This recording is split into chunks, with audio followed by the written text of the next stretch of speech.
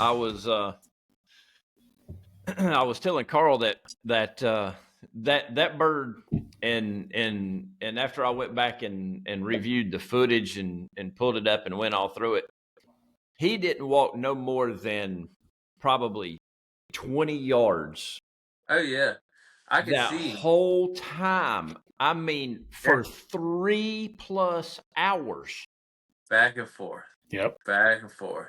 Yeah, he wore a path out as much as he Like there but wasn't he no would not grass break that tree line. left. No, he would not break that tree line. And then He go was quiet. bound to- All right, we're gonna wait because he got quiet, and we shut up. And like, okay, he's got to come this way now. 10 minutes later, it's like nothing, and then he let another little quick call, and then and it's like, God dang it, he's in the same freaking spot. Yeah, He I was could not see him. coming So up. I was zoomed in on him on my camera, and I was watching him, but I was trying I was trying to figure that bird out on calling wise, because it, you hear you used to hear the term all the time, talking turkey, with these old timers that were turkey hunting, and what they meant by that was you had to know exactly what that turkey's gobbling to, and knowing exactly what call to use and when to use it to keep him interested and not to spook him, not to alarm him. I mean, them rascals are smart, but I was trying to figure it out, by I would call a little bit more. I would call a little aggressive. I would call the minute he was gobbling. Absolutely nothing worked on that bird except for it was getting dark. And I knew that, sooner or later the sun was going down and he had to go one way or another, and I was 99.9% confident he was going to come towards us, but I figured that he was either going to get in that field and come down the wood line or right in the edge of that wood line, and sure enough he come right in the edge of that wood line. But I mean, when he started coming, I basically just shut up, and let him come in. And then, I knew he had a little bit of distance on him, out there. He was about 45 yards from us. Yeah. And Well, it might have been a little bit further than that because he worked coming. We were facing north, so he was working south. But the closer he got to us, he started canting away. Yeah, there was those couple of trees right there, and instead of coming on this side of the tree, he went on that side of the tree, and that's where in the video that you watched, he sticks his head up and he looks right at us between those two trees, and I'm zoomed in on him between them two trees. I mean, I'm right there, and I mean, I'm watching his eyeball blink in that camera, and I'm sitting there thinking, Tyson, don't move, man. Don't move, because I mean, he is looking straight at us. I could hear it in the video. You're like, don't move, don't. Well, I didn't. I'll tell you what, my leg was asleep. When he started kind of canting away, I waited. You see him moving, and then it's like, all right, well, I can't move. And then he'd get behind a big oak tree, and it was like, all right, shift a little bit, and he'd pop out, and I'd stop. And he'd get behind another tree, I'd shift a little bit more, and I'd stop. And I was like, all right, well, this is about as best place as I'm going to get. And then it got to a point where I wasn't going to be able to shoot anymore. And then it was like, he's probably 50-something yards. That's a far shot, but let's see what happens. Yep. And I got him. He went down. We thought he was done because when he hit, he went down hard. And then he got up and he started running. And then JW's like, "Shoot him again! Shoot him again!" And I'm like, and I'm trying. I'm on there's a lot of like, trees. tree. Yeah. And I'm like, he goes, "Shoot him!" And in my mind, I'm like, I'm trying. I don't have an opening. And then Dad shoots, and then I'm like, opening, boom, shot again. He shot again. That's probably why I got biggest bird. He had so much lead in him. Yeah. It sounded like a war zone, man. Like if there was I'll anybody be honest, around there, they would have thought somebody was shooting skeet or something, man. Yeah. and I really hope y'all cut the part out of the video after that because I don't believe I've ever ran as fast in my life. No, you did.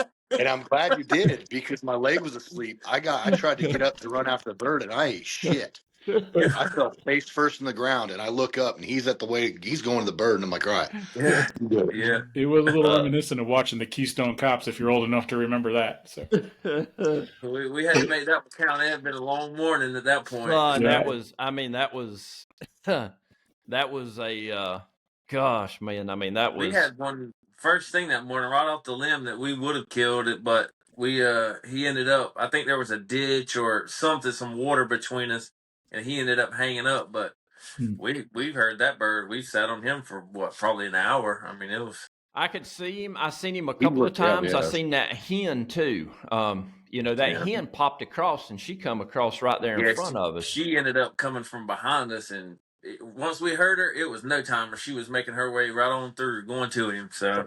Yep. I tell you, That was those I was just saying, on all, I mean, that was a rough trip from battling hogs, coyotes. For the amount of birds that we heard versus the amount of shooter birds that we had in front of us was definitely a lot different. I mean, it was. That's just tough. part of the game. Yeah, it was a learning curve for sure, but Well, I got to admit, when I was watching the footage of this, JW is absolutely 100% right. That bird turned its head and just looked at you. I'll give you the worst stink eye.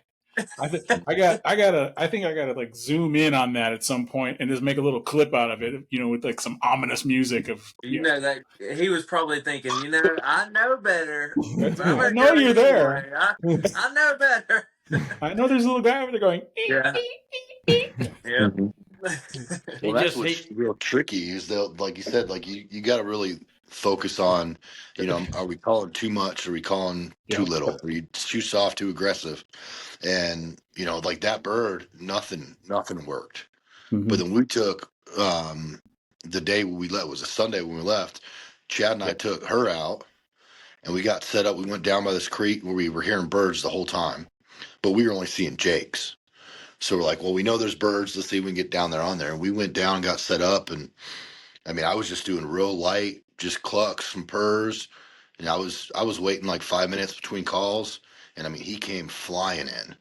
Yeah, like she wasn't overzealous, and he came flying in, and she was lined up this way, and he came through the trees, and I saw him, and I was going to try to tell her to adjust to the right, but before I could even tell her, he was already breaking the tree line. I'm like, man, I hope he keeps coming, and he walked to about 30 yards in this field opening, and then turned away, and then just buggered out, and we never saw him again. Yeah, I think he was on his way somewhere and heard us and came to enough to check us out. But when he couldn't find the hen, back away he went. Yeah. Well, you all had some decoys out there, if I remember correct, didn't you? No, we didn't have any decoys this trip. No, and I don't. I don't. Maybe they would have done some good. I don't. Well, only if they came out and saw. I'm not. I mean, that's the only time it's going to do any good. Yeah, I'm not a great big fan of decoys. I mean, everybody's got their own thing, right? Yeah, and in the right situation, But that's one of those things that's kind of you don't really know until you try, and if you do try and mess the bird up, then it's kind of too late at that point. So. Well, then you're just educating that bird for another year. Yeah, that's all you're doing, and there's not anything wrong with these, like pro callers and stuff. I mean, they absolutely can sound amazing. Yeah. But the one thing that I will tell you that I see is the majority of them overcall. Right, because they like to hear them calls, and you want that conversation. And they're good, but what happens is them turkeys ain't dumb, and when you start talking turkey language and to turkeys, they get educated very, very quickly. You know, and Sure do. that's why you will be talking to one, and all of a sudden it will just shut up, and you will never hear it again or see it. Well, that's why they pipe down too at the end of the season. I mean, at the beginning of Right, season, they're right. just singing. You Yeah, know, at the yeah. end of the They've been season, called to they've been called to so much. I mean, they're called shy. You know, and That's like for me. I try to just call enough to keep him interested. yeah, I'll let him. Sometimes I'll let him gobble. 2 or 3 times. If he's coming working to me, I'll just let him work yeah, until I can tell that he's turned away or not interested. I'll mess with him enough until I can get him to answer me. He starts working my way again, I'll quit. Because the more I call, the more likely I am for him to figure it out. Right. So if I can get just enough to keep him interested, to come, just let curiosity bring him to me. That's about all I try to do. But so a prime example of this was the Friday. I think it would have been Friday morning when we were there, wasn't it? Friday when we had all those birds on us on the north end. We went to the north end up there where we hadn't hunted, and yeah, that was and went up there and went across the creek. Was that Friday or Saturday? That was the second morning. Okay, it was whenever you killed the jakes. So what morning was that? That was Well, Saturday. that had to be the last morning. that was the last. That was that last morning. So we were in there, and we literally had like 8 different birds gobbling on this one little creek within. I mean, they were within 50 or 60 yards of us. And the only place we had to get set up was in the wide flipping open with grass. Yeah, but that was the only place to get set up. I mean, if not, you had a hump right here that went over, and if you were on this side, you had another hump. So that was the only flat spot up through there in order for you to see. Well, we worked those birds that morning, but they would not come into us. Well, a couple of them fired off, and they went over and across the creek. Well, we zigzagged around in there trying to get on a bird, but calling would not do anything. I mean, they just would not do anything to a call. So when we got down on this bottom down here next to the road and we heard some gobbling way up from us, I asked Tyson, I said, "You got your gobbler with you?" And he said, "Yeah." And that's how I brought them birds in. I gobbled them. I never used a slate or a mouth call or anything. All I used was that gobble. And that's what brought them birds in. I mean, they wouldn't answer to anything, but they would come to that gobble. I mean, I turned them and brought them plumb across the creek, across the road, and everything to us. And after that, we were kind of talking about it, and it was kind of a thing the whole time we were there. If you would hear one bird gobble off by itself, you would hear, a couple more that would answer, 2 or 3 together. And then if he gobbled again, they would be closer. And they would go to him. I don't know exactly why, but it's like the jakes would go to the lone bird. And then he would kind of shut down a little bit, and then the jakes would just kind of make a loop all day. They would just go around. So it's like they were chasing the dominant. Like they were finding the tom because they knew that he would be on the hens. Yeah, that's all that's all through that makes sense to me on it. So looking back through the weekend, that's when you really look back and think about the hunts, you would hear that. So I think it was a weird kind of situation. I've never seen it before. And I think that's why we walked so much, because we were walking as they were chasing, and everybody was just making circles. Like we were just chasing each other. Yeah. That's I think we averaged like 5 miles a day. Yeah, it was crazy. One thing that I find is I'm often fighting my own impulses, because I'll call. I got no problem calling them and getting them to respond. But I get fearful when I don't hear them, right? And all they're doing is just working their way as leisurely as can be. These are the most fickle animals on the planet, right? Yep. They'll go, okay, oh yeah, there might be a hen over there. It's going to take me a while to get over there. I'm just going to kind of mosey.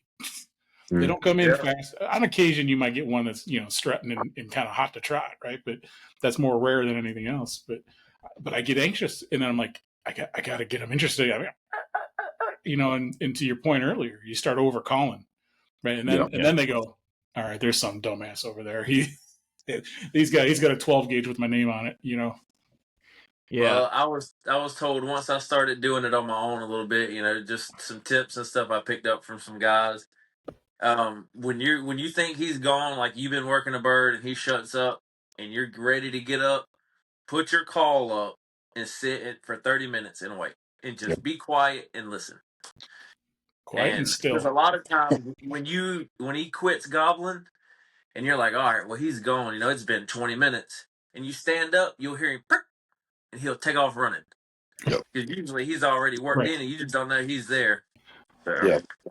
Yeah. I met a old timer on base that told me, he was talking about turkey hunting, and he's like, yeah, he goes, I got a pot call and I got a mouth call, and he goes, I use my pot call about once, and then I just put it back in my bag and I just wait for him to show up because he knows where I'm at. He responded to me, and then when he gets close, I use my mouth call and then I blow his head off. And I'm like, "What's your average wait time?" And he said, "Sometimes I'll wait 20 minutes. Sometimes I'll wait 2.5, 3 hours. But I call once until he hears me, and then I don't call again until I'm shooting him." Yep, Like, I firmly believe patience kills way more turkeys than calls do, for sure.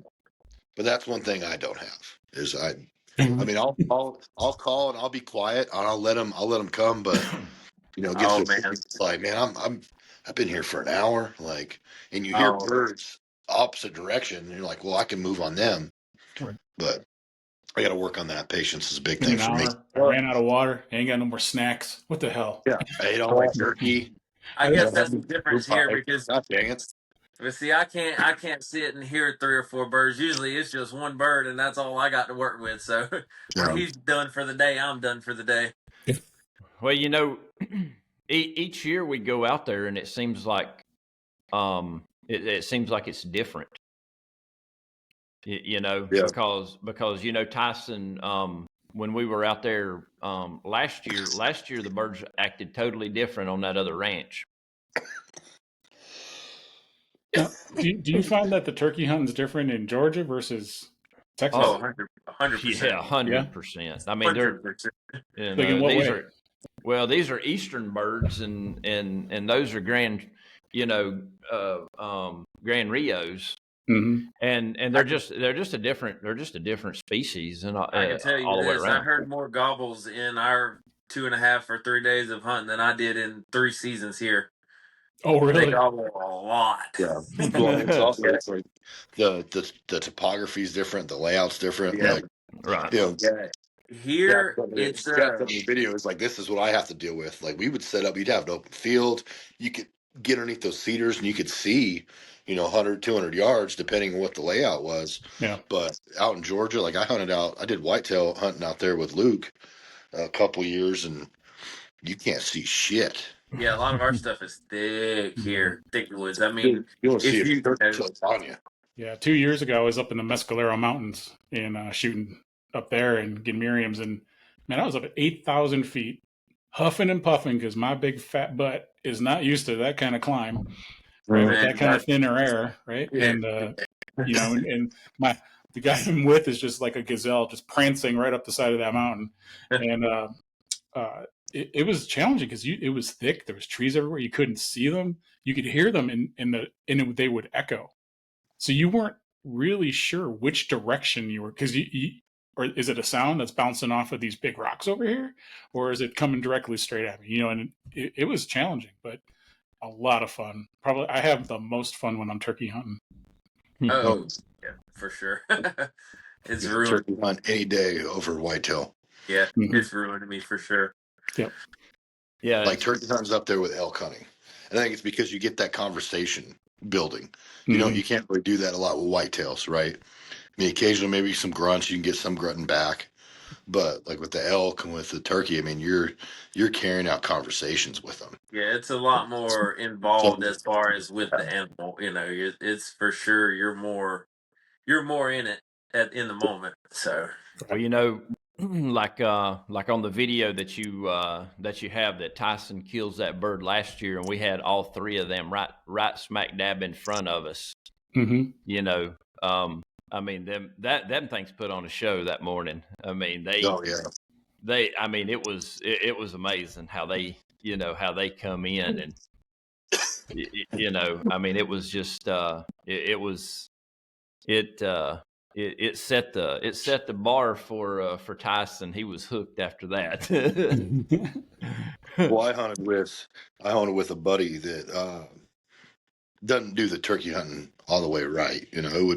This looks like a good spot. I'm going to go set up here and call. And then I went with JW, and then it was like, no, we're going to stand in this field and we're going to wait and hear. And then we start booking it through, and then we come across this creek, and he said, go ahead and go through here. And I'm like, I only got one leg to worry about getting wet. But I don't have rain boots on.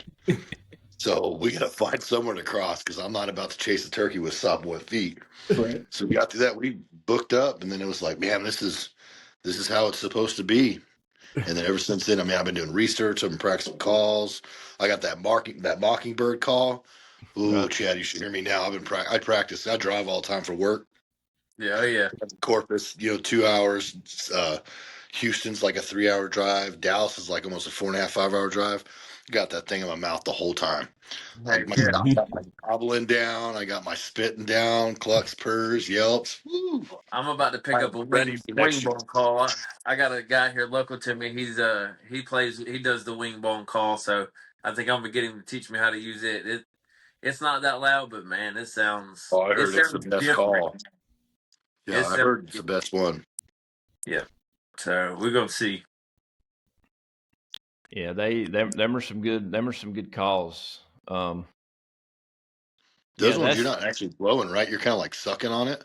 Like kind of, I think so. yeah, Yeah, you something you like do. that. Yeah, you do. It's Yeah, it's that guy. He actually he's a pipe fitter, over the road pipe fitter.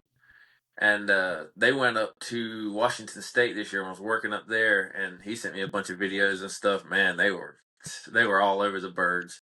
They ended up killing a few, I think, before he came back home, but may possibly try to set up a trip over there next year. He was talking to me about it, so we'll see.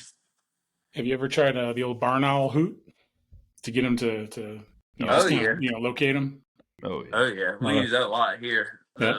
Owl hooters, yeah, owl hooters, crow calls, peacock calls work pretty good. Out there in Texas, you don't really have to do nothing. Hell, them things are going to Yeah. sound off, man. Like Yeah, they got one. all we got Yeah. to do is just be down there listening. Yeah. I mean, it's so different. Yeah, we have one guaranteed call that we use, and it's just here, turkey, turkey, turkey, turkey, and then they gobble, and you just go to town. Whatever works. That's right. Well, it's like, Carl, it's like we were talking yesterday. These guys go out and spend all this money on camouflage and deck to the hill. I mean, look, I've got a face mask, man. It's just made out of a piece of cloth. I mean, that thing's got to be 25 years old. I mean, I've had that thing forever.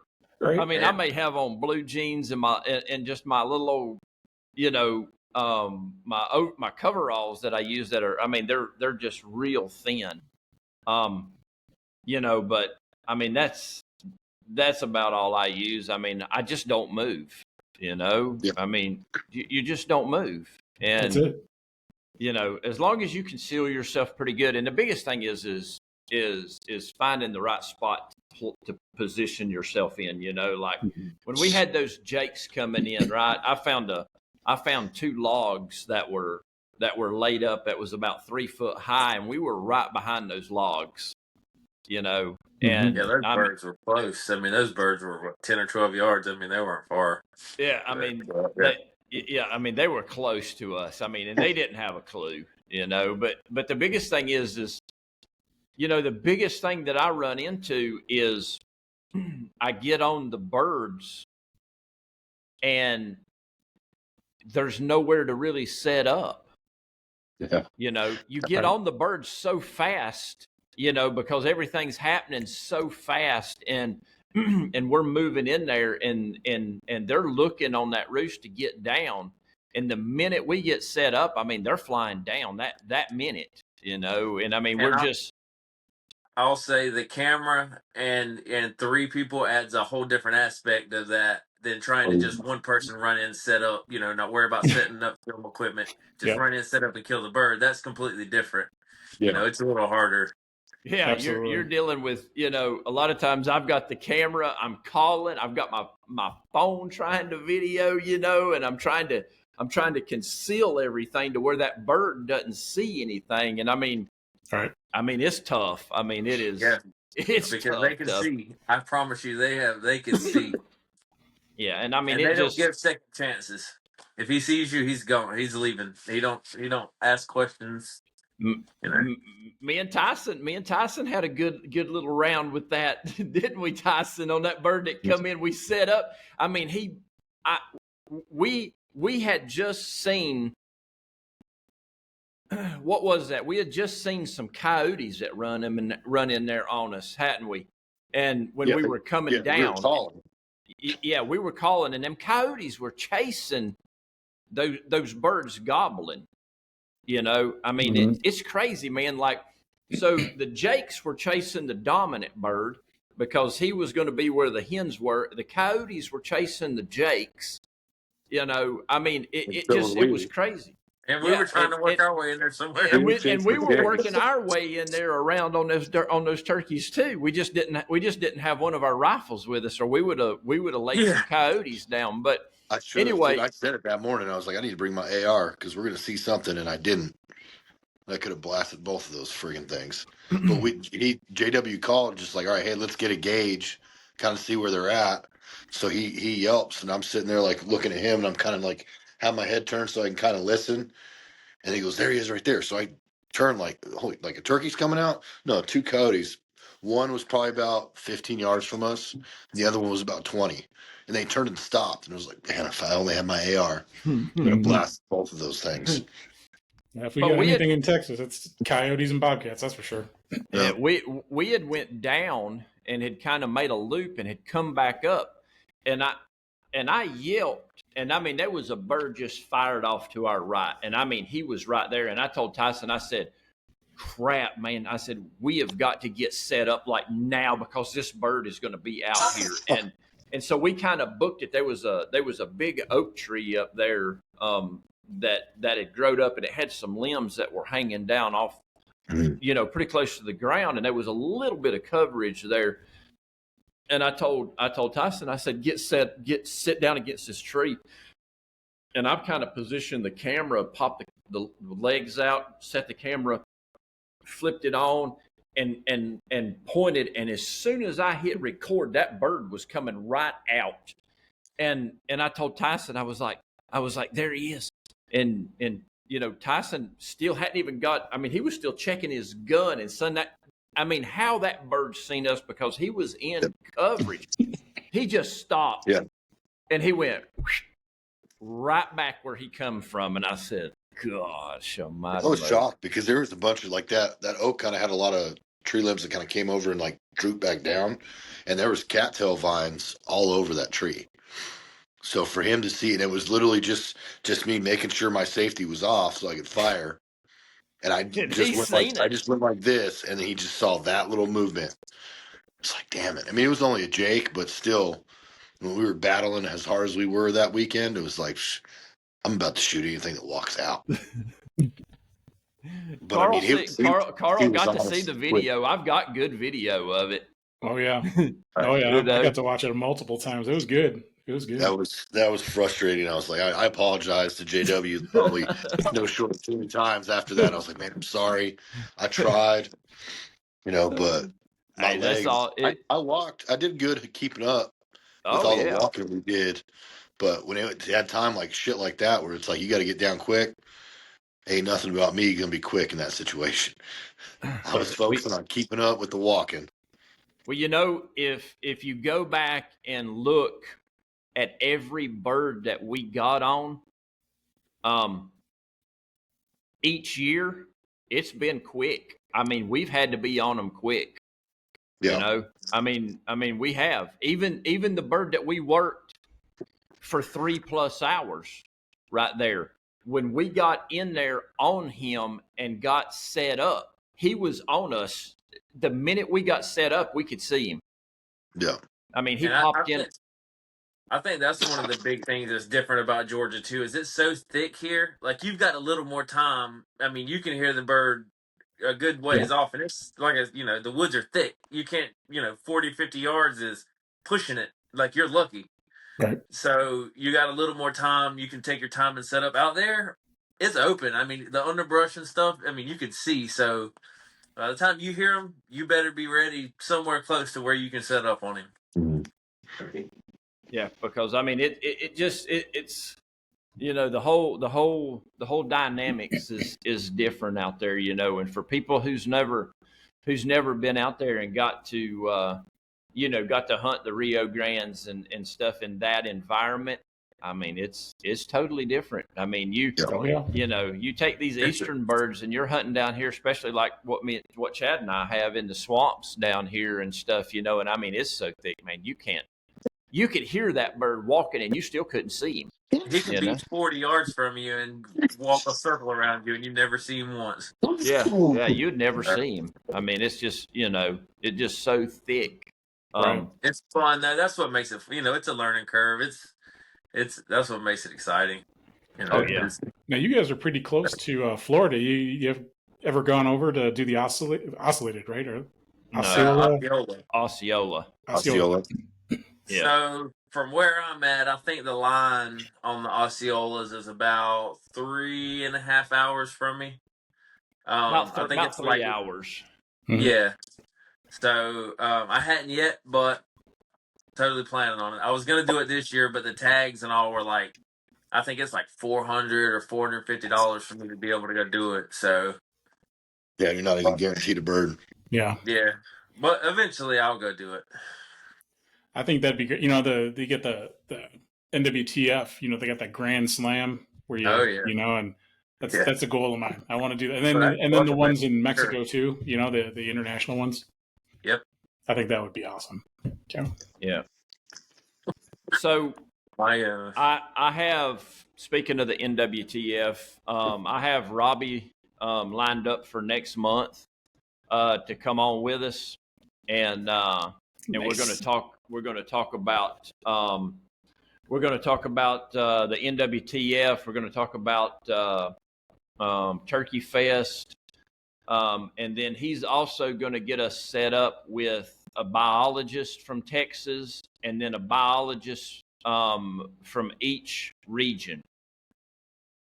And we're gonna be able to pick their brain and kind of ask questions, and not necessarily just of turkey, but of all species.